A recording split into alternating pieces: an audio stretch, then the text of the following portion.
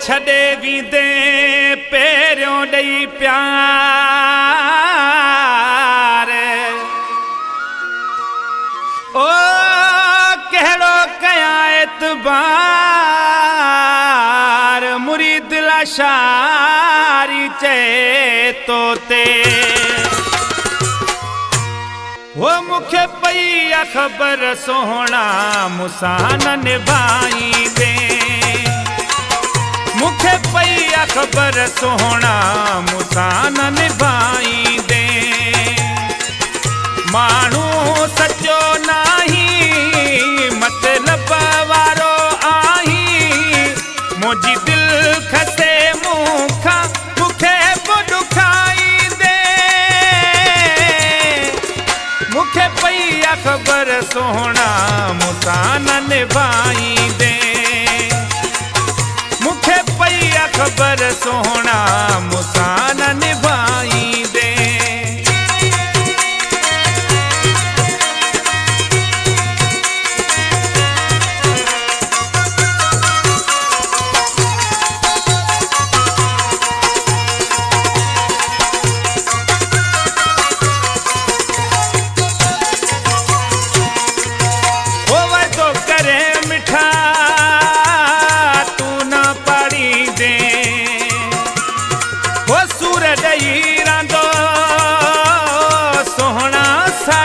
दे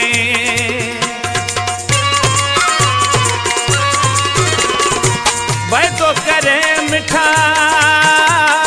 तू न पड़ी दे हो सूर ॾेई रांदो सोहणा साड़ी दे तो में न का वफाइया संग दिल न का सच्चाइया तोखे सुञाणिया थो मां ख़ूब ॼाणिया थो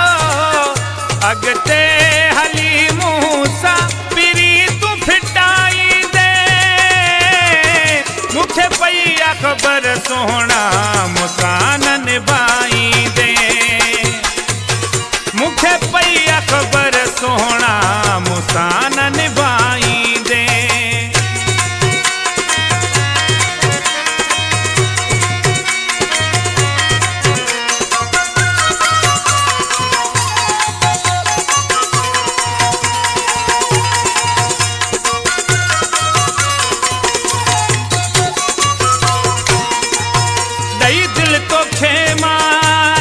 गलती कया छो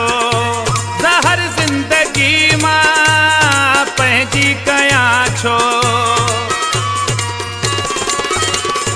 ॾेई दिल तोखे मां इहा गलती कया छो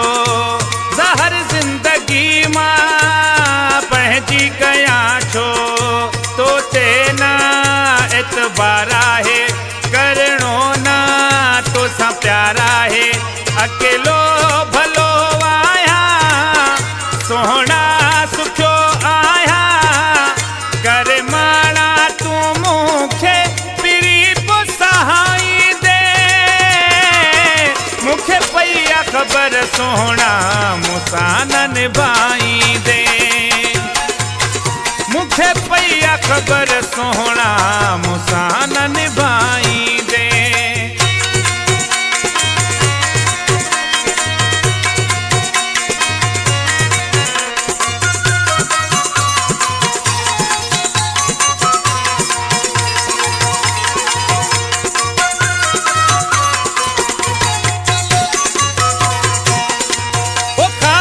दीवानो चे मुखा तू चढ़ियल वा मुखे दे छॾे पवर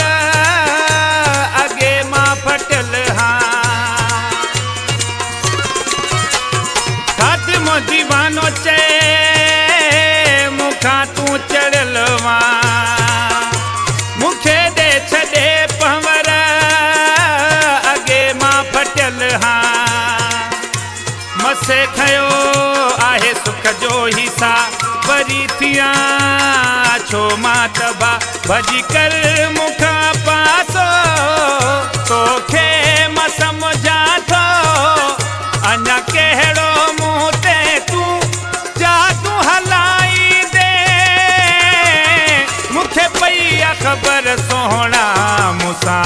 निभाईंदे। मूंखे पई आ ख़बर सोहणा मूंसां न निभाईंदे। माण्हू सचो नाही मतलब वारो आहीं, मुंहिंजी दिल घुरे मूंखां मूंखे पुसाईंदे। मूंखे पई आ ख़बर सोहणा मूंसां न निभाईंदे। मूंखे पई आ ख़बर सोहणा मूंसां न